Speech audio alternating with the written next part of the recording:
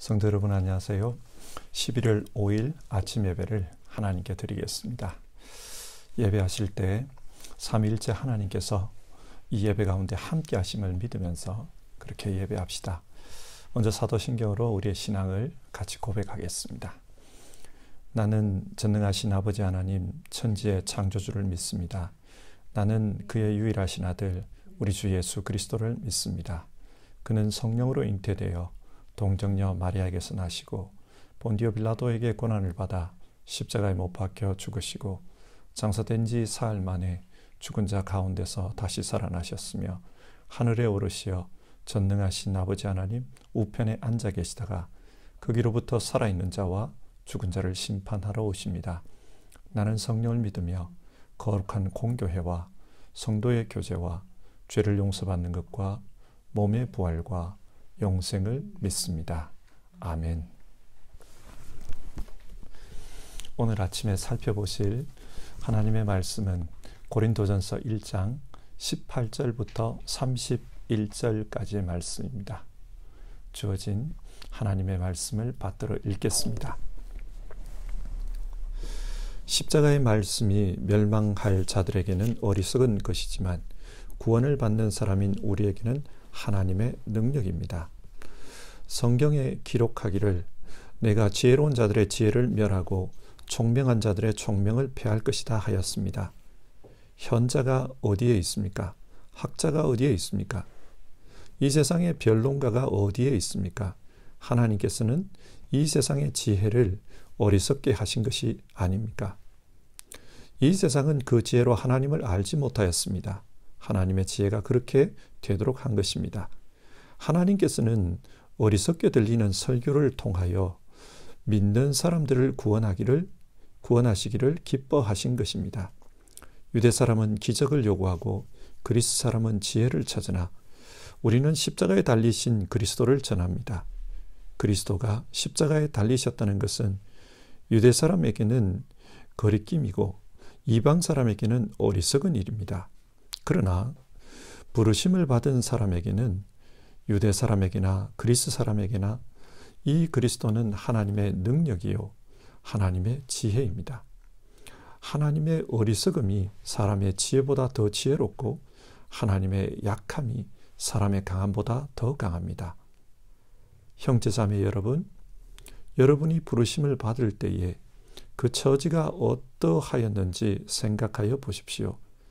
육신의 기준으로 보아서 지혜 있는 사람이 많지 않고 권력 있는 사람이 많지 않고 가문이 훌륭한 사람이 많지 않았습니다. 그런데 하나님께서는 지혜 있는 사람들을 부끄럽게 하시려고 세상의 어리석은 것들을 택하셨으며 강한 것들을 부끄럽게 하시려고 세상의 약한 것들을 택하셨습니다.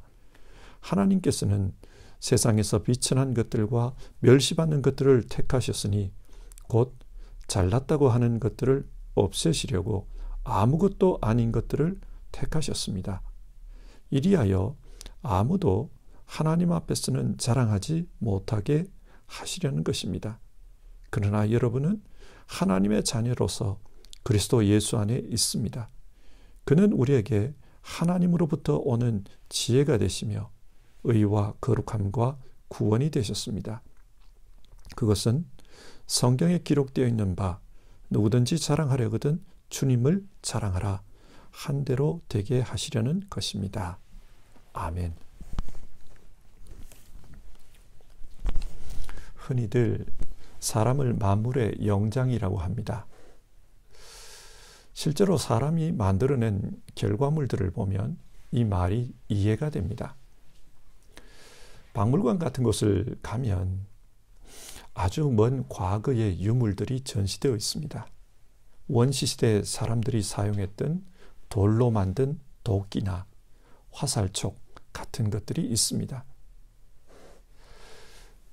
지금을 살아가는 현대인의 입장에서 보면 이런 물건으로 어떻게 살았을까 싶습니다.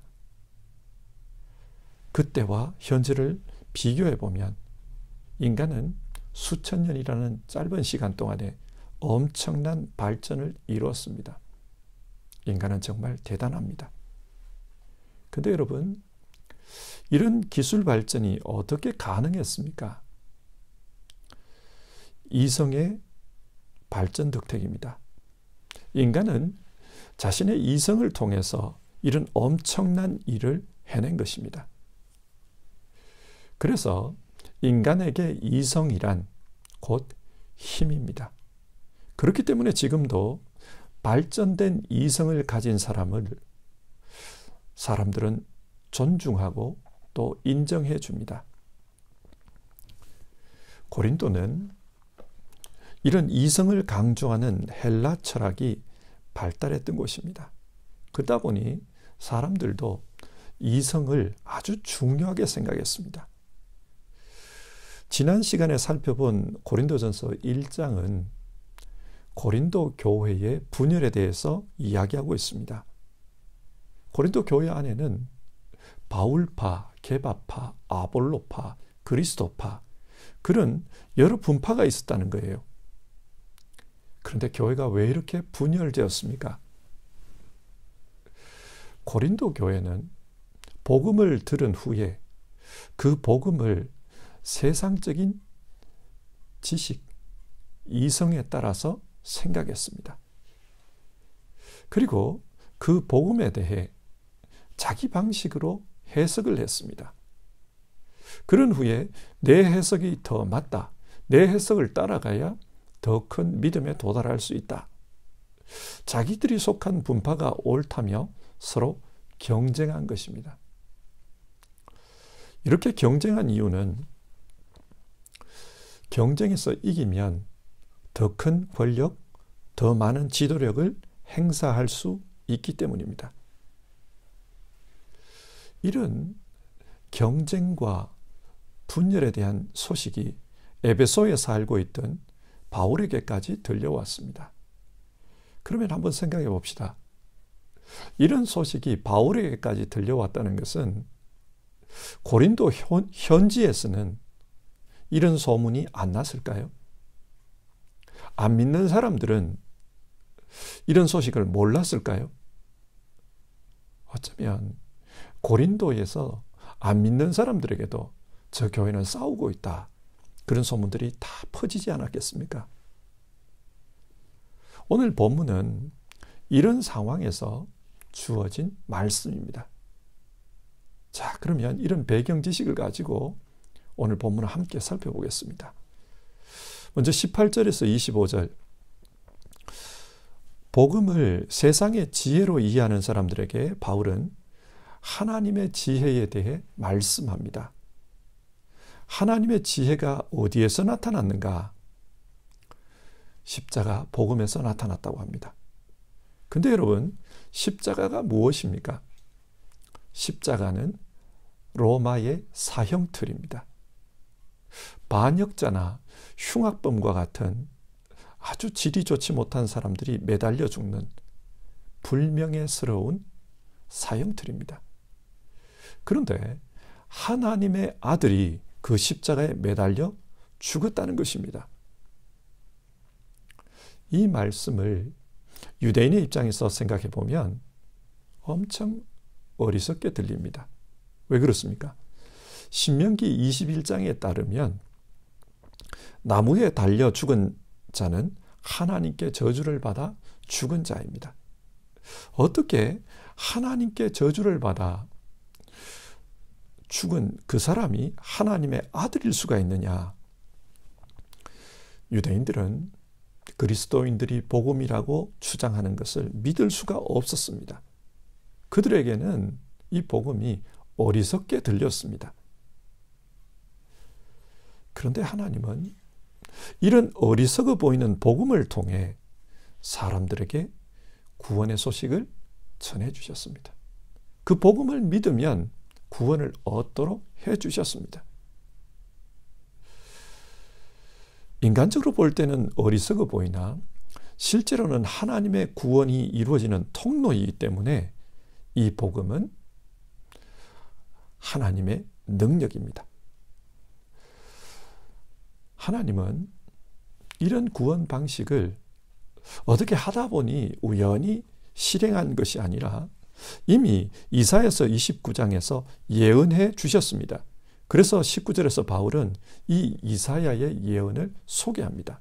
성경에 기록하기를 내가 지혜로운 자들의 지혜를 멸하고 총명한 자들의 총명을 패할 것이다 하였습니다.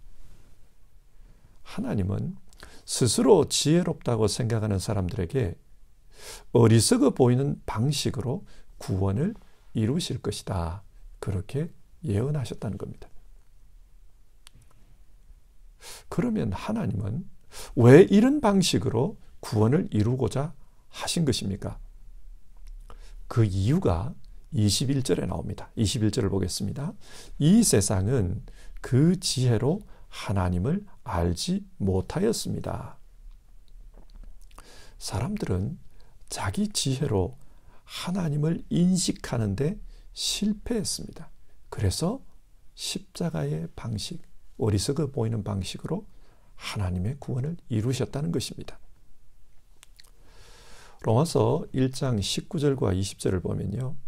하나님을 알 만한 일이 사람에게 훤히 드러나 있습니다. 하나님께서 그것을 훤히 드러내 주셨습니다. 이 세상 창조 때부터 하나님의 보이지 않는 속성, 곧 그분의 영원하신 능력과 신성은 그 지으신 만물을 보고서 깨닫게 되어 있습니다. 성경은 그렇게 말합니다. 하나님은 사람이 자기 지혜로 하나님을 알 수 있도록 만물 속에 하나님의 신성을 나타내셨습니다. 그러나 사람은 그런 하나님의 신성을 제대로 인식하지 못했습니다. 그래서 만물을 보면서 하나님을 인식한 것이 아니라 우상을 인식했습니다. 그래서 하나님을 섬긴 것이 아니라 해와 달과 별 같은 우상을 만들어 섬겼습니다. 이런 일들을 보며 하나님은 사람이 지혜롭게 될 때 알게 되는 그런 방식이 아니라 오히려 어리석어질 때 알게 되는 그런 방식으로 구원하고자 하신 겁니다. 예를 들어 광야에서 이스라엘 백성들이 불뱀에게 물렸습니다. 하나님을 불신하다가 재앙을 만난 것입니다. 이때 사람들이 살려달라고 부르짖었습니다. 그때 하나님께서 보여주신 구원의 방법은 구리뱀을 만들어 장대에 매다는 것이었습니다. 그리고 그 구리뱀을 쳐다보면 낫는다고 하셨습니다. 사람들이 생각하기에 이 방법은 말이 되지 않는 방법입니다. 몸에 독이 퍼졌는데 독을 해독해줄 약초를 먹으라든지 아니면 어떤 방식으로 수술을 해서 독을 빼라고 해야지 무슨 장대에 매달린 구리뱀을 쳐다보나. 사람들은 이 방법이 어리석다고 생각했습니다. 그런데 쳐다본 사람들은 다 나았습니다. 여기에 하나님의 생각과 인간의 생각이 다른 것을 볼 수 있습니다. 하나님이 보실 때 이스라엘 백성의 문제는 하나님을 믿지 못하는 것이었습니다. 그래서 이 재앙을 만난 겁니다. 사람들은 광야에서 무슨 안 좋은 일을 만날 때마다 하나님을 불신했습니다. 모세 네가 우리를 쏘겠다. 하나님은 무슨 하나님? 없는 하나님의 약속을 들먹이면서 우리를 이집트에서 끌어냈다. 그래서 이 광야에서 이런 고생을 하게 만들었다. 너는 우리를 쏘겠다. 진짜 하나님이 너에게 그런 말을 했느냐? 사람들은 늘 이런 식으로 의심했습니다. 사람들은 어려움을 만날 때마다 모세만 보았습니다. 홍해가 갈라지는 대단한 일이 벌어졌을 때도 그랬었고 재앙을 당할 때도 모세를 쳐다봅니다. 그래서 모세에게 불평합니다. 하나님을 보지 못했던 것입니다. 그래서 하나님은 인간적으로 말이 안 되는 방법으로 일하십니다. 그래야 아, 진짜 하나님께서 역사하고 계시구나. 그것을 믿을 수 있기 때문입니다. 그래서 하나님은 말이 안 되는 방식으로 구원하고자 하신 것입니다. 장대에 매달린 구리뱀을 쳐다보라. 이런 예는 참 많습니다. 엘리사 시대에 시리아의 나아만 장군이 나병에 걸렸습니다. 도저히 인간적으로는 치료할 방법이 없었습니다. 그런데 엘리사 선지자에게 가면 병이 나을 수 있다. 그런 이야기를 전해 들었습니다. 그래서 엘리사에게 찾아갔습니다. 나아만은 생각했습니다. 시리아의 이인자인 자기가 찾아가면 엘리사가 나와서 자기를 환대해주고 또 정성스럽게 안수 기도를 해줄 거라고 생각했습니다. 그런데 가보니까 엘리사가 나오기는커녕 자기 비서를 통해 가지고 요단강에 가서 7번 목욕해라. 그런 말을 했습니다. 나아만이 화가 났습니다. 어떻게 이렇게 무례할 수가 있나. 그리고 강물로 이 병을 치료할 수 있다면 다메섹에는 강이 없냐? 다메섹에 있는 강이 요단강보다 훨씬 크고 물도 많은데 무슨 요단강에서 목욕을 해라? 이게 말이 되냐? 그렇게 화를 내었습니다. 그런데 신하들이 권유했어요. 썩는 셈 치고 한번 목욕을 해봅시다. 그래서 목욕했습니다. 그리고 나았습니다. 여러분, 하나님은 왜 이런 방식으로 일하실까요? 만약 신비한 약초를 주어서 그 나병이 치료됐다면 나아만 장군은 하나님이 치료했다. 그렇게 생각하지 않고 약초 때문에 병이 나았다고 생각했을 것입니다. 만약 엘리야가 정성스럽게 안수 기도를 해서 치료가 되었다면 하나님이 치료해 줬다. 그렇게 생각하기 전에 이 엘리사가 영험하다. 대단하다. 그렇게 생각했을 것입니다. 그래서 하나님은 인간적으로 볼 때 말이 안 되는 방식, 어리석어 보이는 방식으로 이 나아만을 치료해 주셨습니다. 십자가도 마찬가지입니다. 만약 하나님이 정성스럽게 100일 기도를 하면 너희는 구원받을 수 있을 것이다. 그렇게 말했다고 합시다. 그러면 모든 인간은 정성을 다해 100일 기도를 드릴 것입니다. 그리고 그렇게 해서 구원을 받으면 하나님이 구원해 주셨다. 그렇게 생각하기 전에 내가 정성을 들였기 때문에 구원을 받았다. 그렇게 생각할 것입니다. 인간은 그 구원 앞에서 자기 공로를 내세울 것입니다. 이렇게 해서는 참된 하나님의 역사가 이루어질 수 없습니다.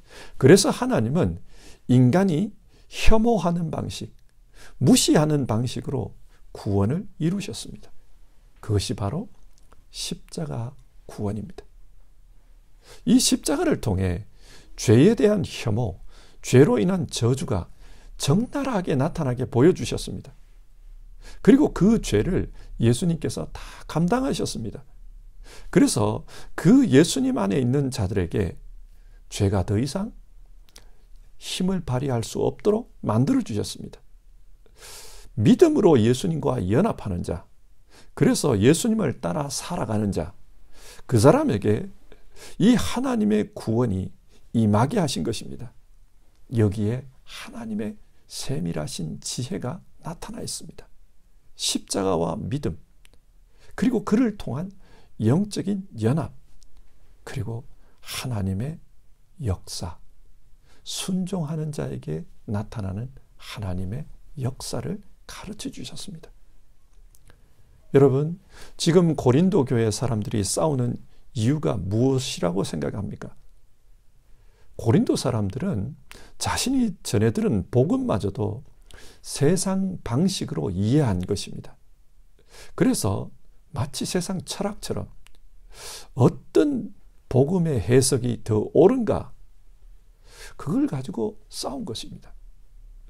자기들의 지식에 따라 우열을 가리기 위해서 싸운 것입니다.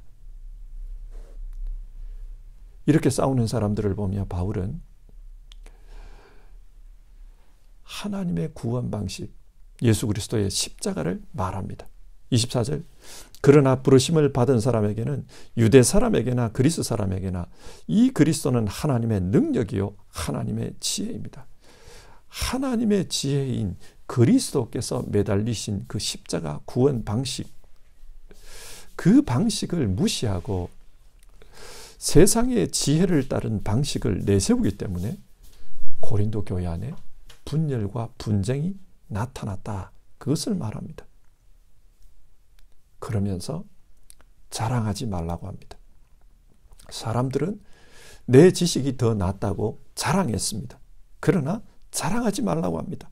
26절에서 31절, 사람들이 자랑하는 것을 꾸짖습니다. 그러면서 따지고 보면 당신들이 자랑할 게 뭐가 있냐, 그런 말을 합니다.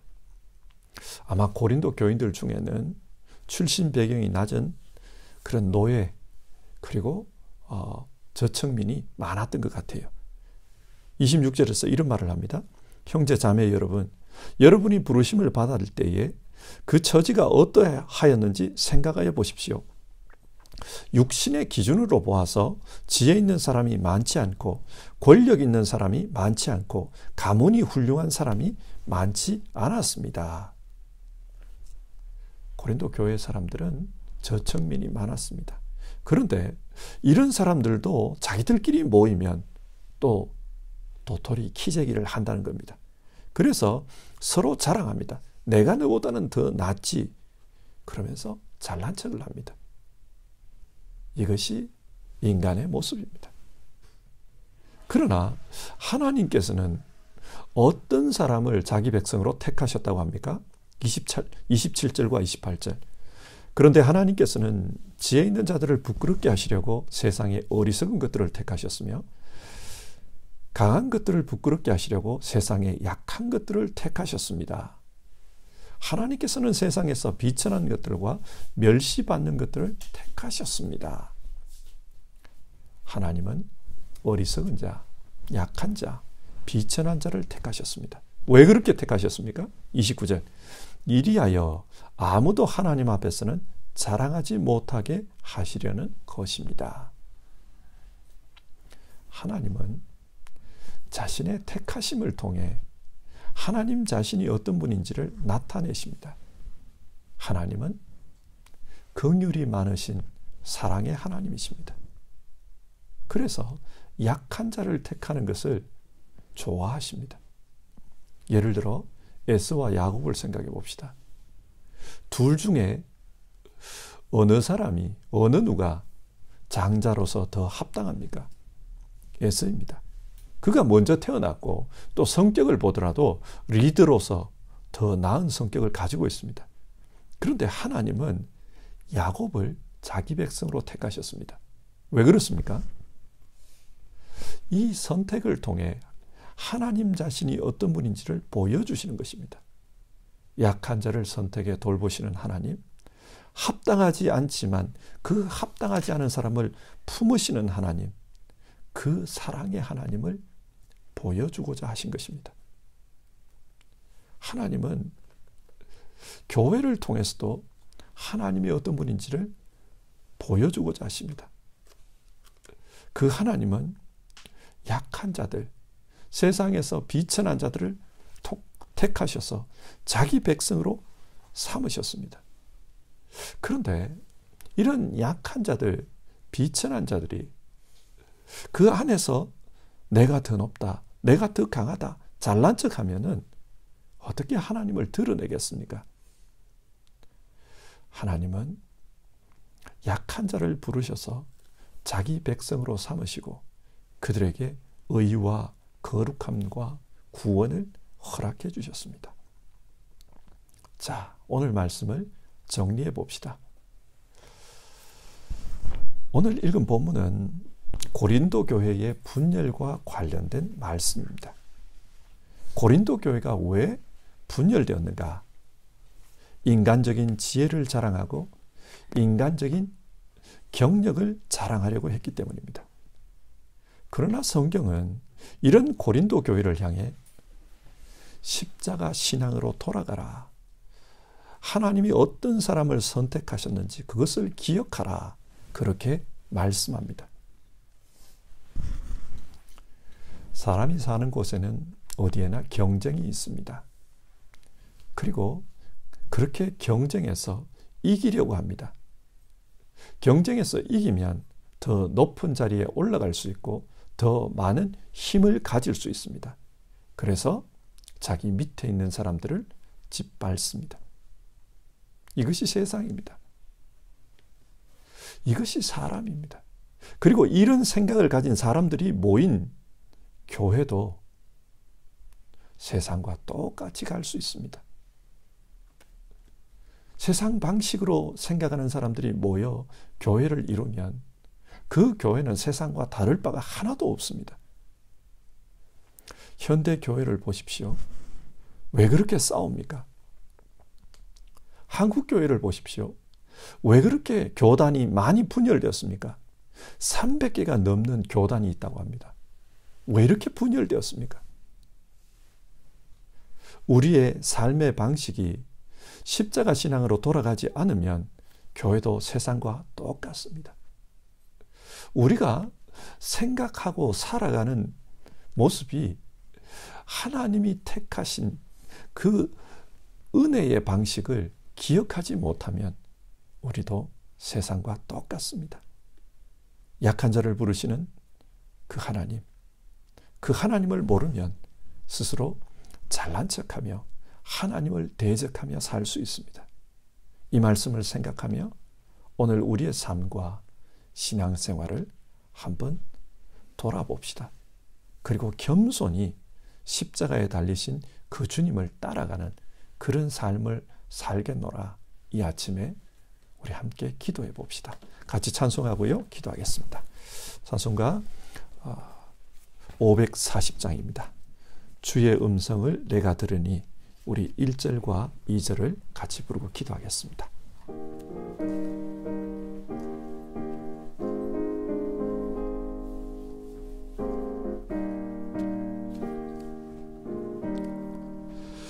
주의 음성을 내가 들으니 사랑한단 말일세. 믿는 마음으로 주께 가오니 나를 영접하소서. 내가 매일 십자가 앞에 더 가까이 가오니 구세주의 흘린 보배 피로써 나를 정케 하소서. 주여 넓으신 은혜 베푸사 나를 받아주시고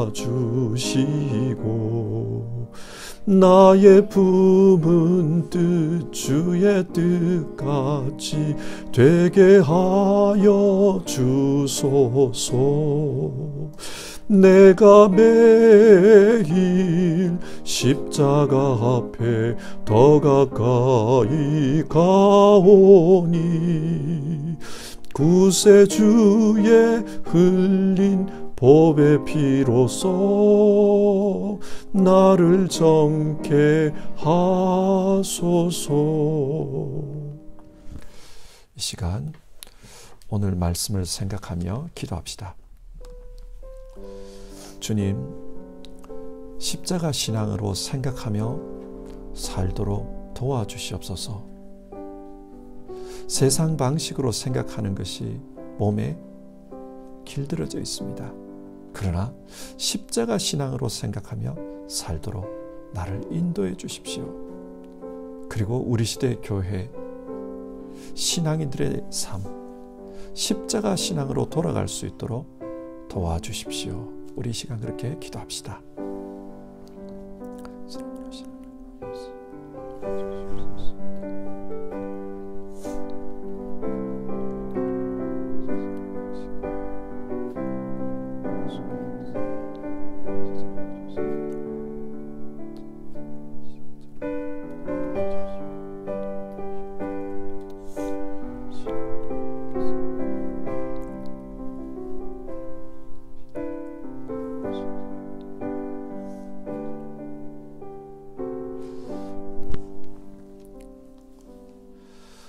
하나님, 오늘 성경 말씀을 통해 고린도 교회가 왜 이렇게 분열되었는가 그 이유를 살피면서 오늘 우리는 어떻게 살아야 하는가 그 생각을 해보게 됩니다.